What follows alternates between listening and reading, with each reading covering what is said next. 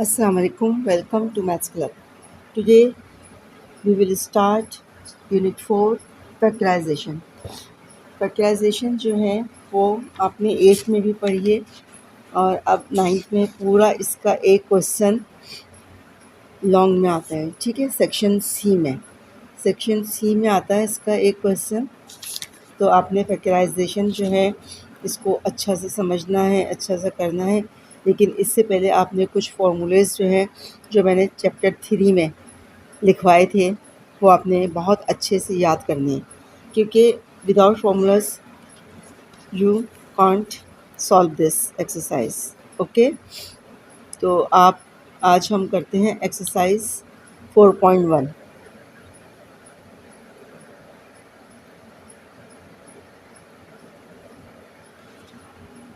First question लिखती हूँ मैं।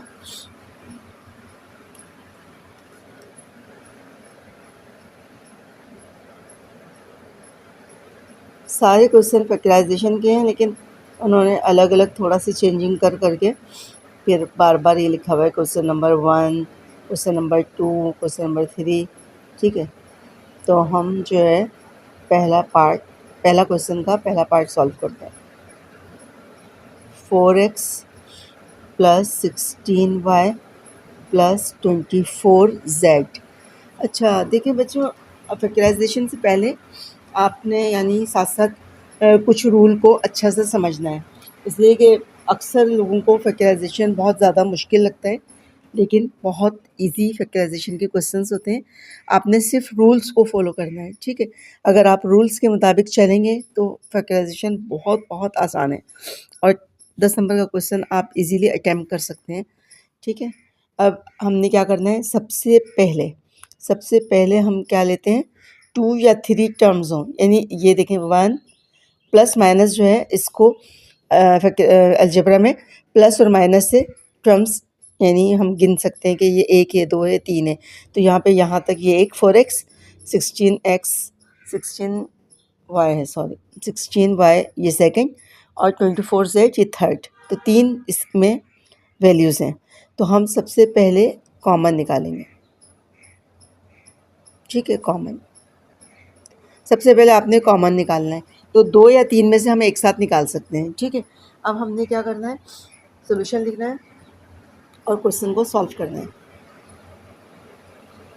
ये वाले जो शुरू की एक्सरसाइज होती है वो हमेशा मैं बताती हूँ कि एमसीक्यूज़ में आ रही होती है, ये उसमें नहीं आती। सिर्फ सिंपल आपने कॉमन निकालना है, वो आपको यानी आहिस्ता आहिस्ता आगे की तरफ बढ़ा देते हैं, स्टेप्स आगे की तरफ यानी मूव करते हैं, ताकि आप जो थोड़ा सा यानी चेंज क्वेश्चन है या थोड़े मुश्किल क्वेश्चन है वो आप उसकी तरफ आगे स्टेप वाइज चलते जाएं। तो सबसे पहले हमने क्या करा, क्वेश्चन उतारा 4x plus 16y plus 24z, common निकालें। देखिए कॉमन कैसे निकालते हैं, क्योंकि टेबल में भी ये तीनों आते हैं नंबर, लेकिन हम आगे भी चेक करते हैं, ठीक है। तो 3 में नहीं आते लेकिन 4 में सब आते हैं, तो 4 कॉमन है, 4 इसका फैक्टर है।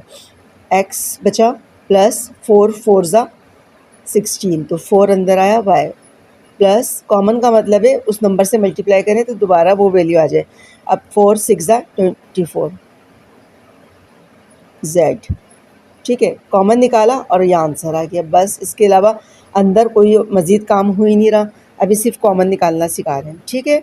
तो पहला पार्ट देखें कितना आसान था। सेकंड पार्ट की तरफ आते हैं। सेकंड पार्ट में आप ये देखिए, इसमें भी 3 वैल्यूज़ हैं, ठीक है। आपको नज़र आ रहा है 3 टर्म्स हैं। तो क्या कॉमन है इसमें, सबसे पहले हम किसको चेक करते हैं, कोफिशिएंट को।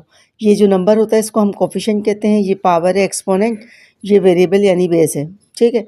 तो कोफिशिएंट चेक करते हैं, कोफिशिएंट इसमें 1 है, कुछ नहीं है तो इट मीन्स 1 है। 1 3 4, तो कोफिशिएंट कॉमन नहीं है, ठीक है। फिर हम वेरिएबल की तरफ आते हैं। वेरिएबल में देखिए एक्स स्क्वायर तीनों में मौजूद है, तो एक्स यानी तीनों में मौजूद है। सबसे पहले आपने ये चेक करना है कि कौन सा वेरिएबल तीनों में मौजूद है, तो एक्स तीनों में मौजूद है।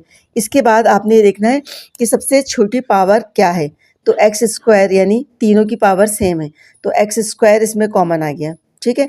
एक्स स्क्वायर हमने कॉमन निकाला, तो अंदर क्या बचा, इधर से पूरी वैल्यू बाहर आ गई तो 1 बचेगा। आप ये नहीं कि उसको गायब कर दें, इसलिए कि जब दोबारा मल्टीप्लाई करेंगे तो 1 से मल्टीप्लाई करेंगे तो एक्स स्क्वायर 1 ज़ा यानी एक्स स्क्वायर। दोबारा वही मैथ्स का रूल ये है कि हम जो स्टेप कर रहे हैं उसके हम पिछले स्टेप में वापस जा सकें।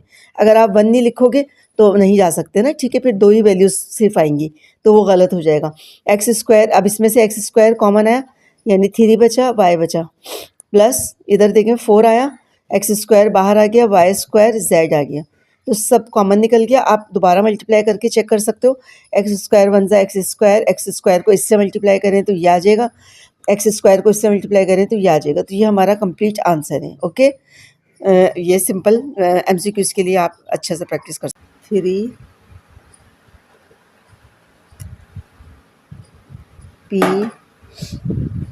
Q R प्लस 6 P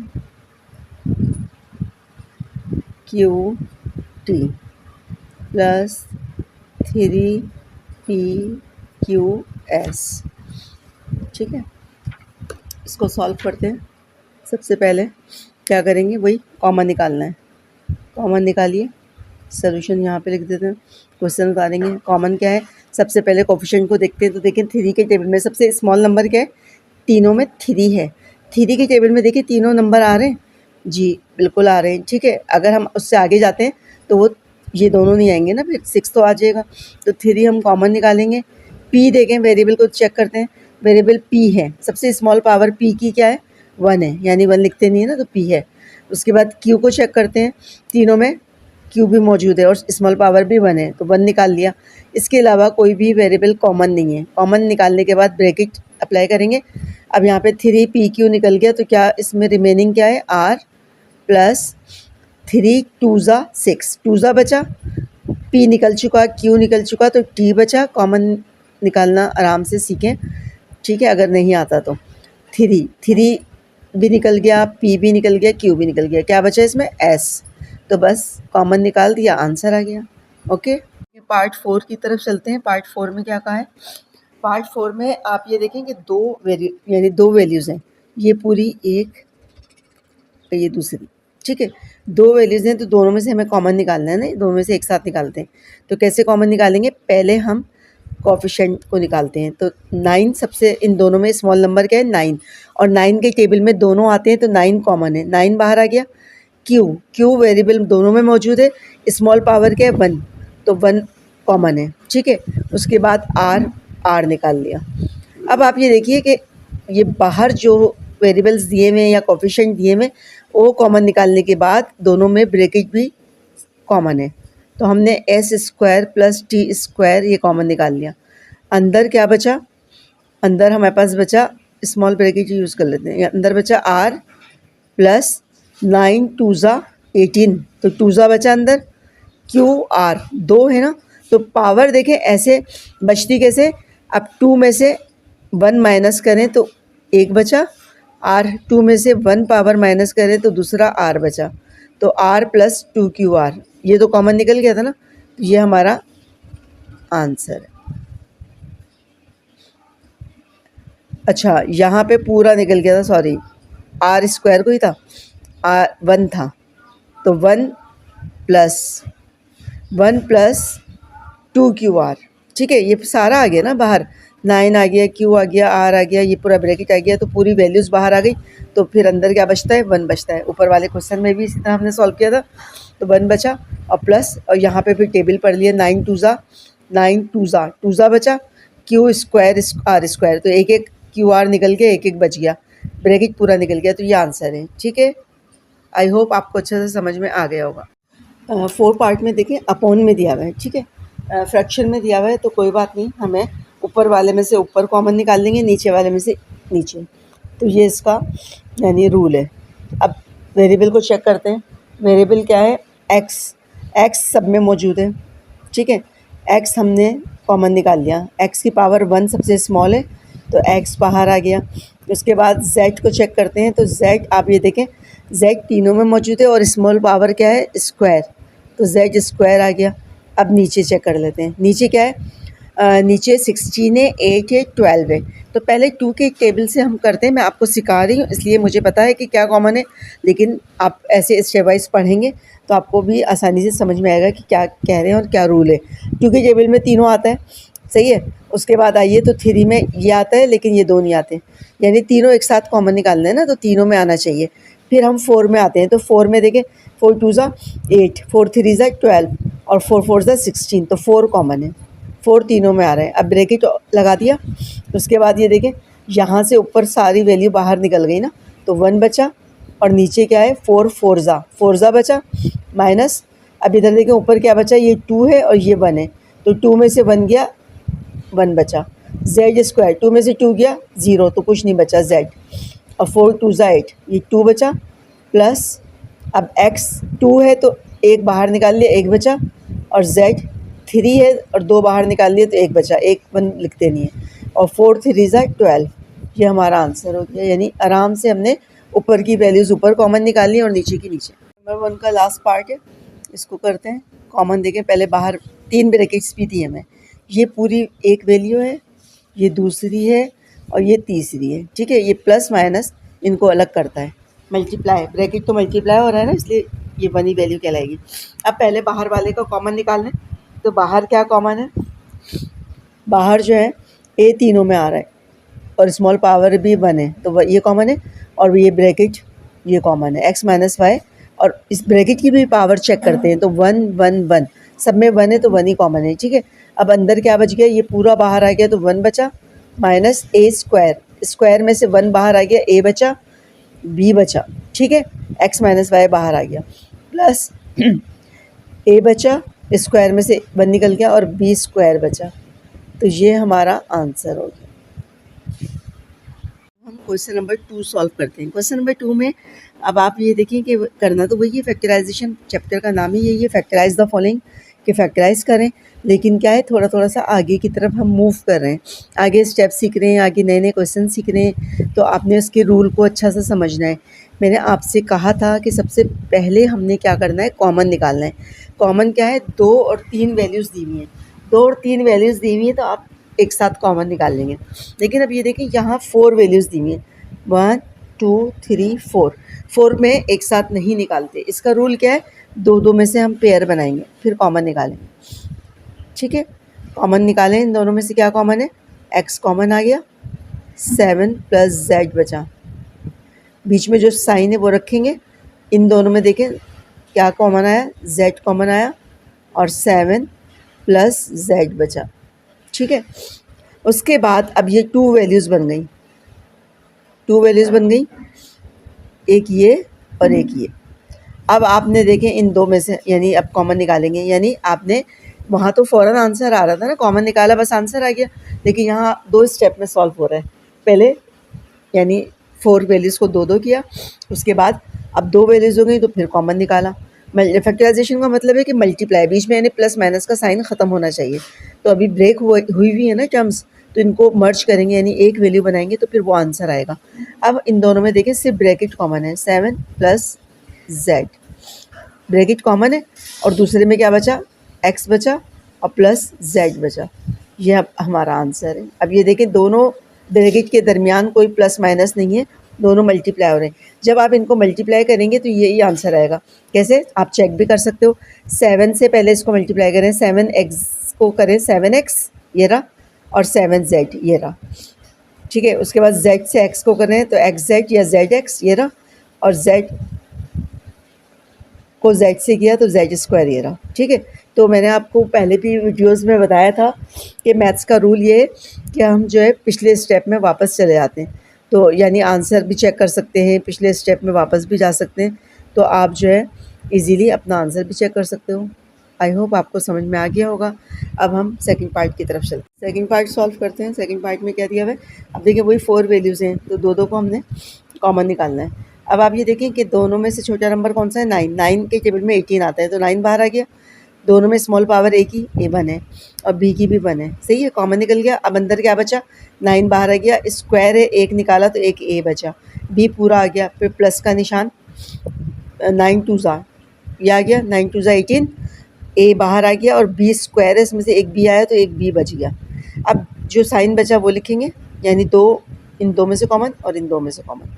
बाज़ दफ़ा हमें क्या होता है, अरेंज भी करना पड़ता है, एक जैसे ब्रैकेट नहीं आते, तो इसका रूल ये है कि एक जैसे ब्रैकेट आने चाहिए। जैसे पिछली वाली वीडियो में आप देखें, पिछले वाले क्वेश्चन में, कि ये दोनों सेम है, इसलिए कि अभी तो मैं सॉल्व नहीं किया ना, तो यहाँ पर ये देखें इस एक जैसा आना चाहिए ब्रैकेट। अब आप चेक करेंगे दोनों सेम आएंगे तो इट मीन्स हमें इधर उधर वैल्यूज़ को नहीं करना, वरना किसी क्वेश्चन में हमें क्या होगा, अरेंज भी करना पड़ेगा। माइनस रह गया, अब 6 कॉमन आ गया, उसके बाद क्या कॉमन है, सी कॉमन है। अब ए बचा, अब माइनस जब बाहर निकल गया और ब्रैकेट लग गया, ये नहीं समझ लीजिए एक दीवार है, तो माइनस की वजह से ये वाला माइनस जो है प्लस में चेंज हो जाएगा, ठीक है ना, माइनस माइनस प्लस। अब 6 टू ज़ा और क्या बचा, सी बाहर आ गया, बी बचा। अब आप ये देखेंगे दोनों ब्रैकेट एक जैसे आ गए, एक जैसे आ गए, इट मीन्स आप बिल्कुल सही वे में जा रहे हैं। अब हमने क्या किया, अब दो वैल्यूज़ हो गई, इन दो में से कॉमन निकालेंगे। पहले बाहर कॉमन देखते हैं, बाहर में क्या है, 3 के टेबल में दोनों जा रहे हैं, 3 निकाल लिया, उसके बाद ब्रैकेट निकाल लिया, ब्रैकेट भी एक जैसा है ना, और फिर अंदर क्या बचा, 3 ज़ा 9 बचा, और ए बाहर नहीं, ए और बी बचा, ठीक है। हमने कुछ भी कॉमन नहीं निकाला था, इसलिए कि इधर ए भी था और इधर सी था, तो डिफरेंट नंबर थे। इधर ए भी आ गया और माइनस 3 टू ज़ा 6 और सी आ गया, ठीक है, ये आंसर है। ब्रैकेट तो बाहर आ गया था ना, ये आंसर है। थर्ड पार्ट सॉल्व करते हैं, क्वेश्चन नंबर 2 का थर्ड पार्ट, ठीक है। इसमें क्या है, कॉमन निकाला तो 6 कॉमन आ गया, उसके बाद टी अंदर रहा, -2p प्लस ऐसे ही आया, 4 कॉमन है दोनों में, 4 निकाला, p निकाला, t बचा, प्लस निकला है तो अंदर माइनस ही रहेगा, ठीक है। 4 टू ज़ा 8, और दोनों में क्वेश्चन देखते हैं दोबारा, इसलिए कि दोनों में सेम नहीं आ रहा, पी क्यू और टी क्यू था यहाँ पे, टी क्यू जब भी तो नहीं आ रहा, क्यू कॉमन आएगा, सही है। देखें ना एक जैसा नहीं आ रहा था ब्रैकेट, यहाँ पर देखें अब मैंने गलत क्वेश्चन लिख दिया था, तो क्यू कॉमन है, क्यू कॉमन निकलेगा तो पी अंदर बचेगा ना, तो ये यहाँ पर ये देखें फिर अब एक जैसा आया है, मैंने क्यू बच रहा था। अब फिर कॉमन निकाला, दो वैल्यूज आ गई, तो 2 के टेबल में दोनों जाते हैं, 4 और 6, तो 2 बाहर वाले में से निकाला पहले कॉमन, फिर उसके बाद ब्रैकेट कॉमन निकाला, और अंदर क्या बचा, 2 3 ज़ा 6, इस ब्रैकेट को क्लोज कर दिया, 2 3 ज़ा 6 बचा, प्लस 2 टू ज़ा 4 बचा, और क्यू बचा, ये हमारा आंसर हो गया, ठीक है। इतना सिंपल सा है। 4 पार्ट करते हैं, सॉल्यूशन लिखा, दोनों में आर कॉमन है, कोई कोफिशिएंट कॉमन नहीं है, इसलिए कि इधर 1 है, कुछ नहीं है तो 1 है, और 1 हम कॉमन तो निकालते नहीं है ना, तो फिर आर निकाला, आर बचा, 9 पूरा ऐसे ही रह गया, आर बाहर आ गया, एस बचा।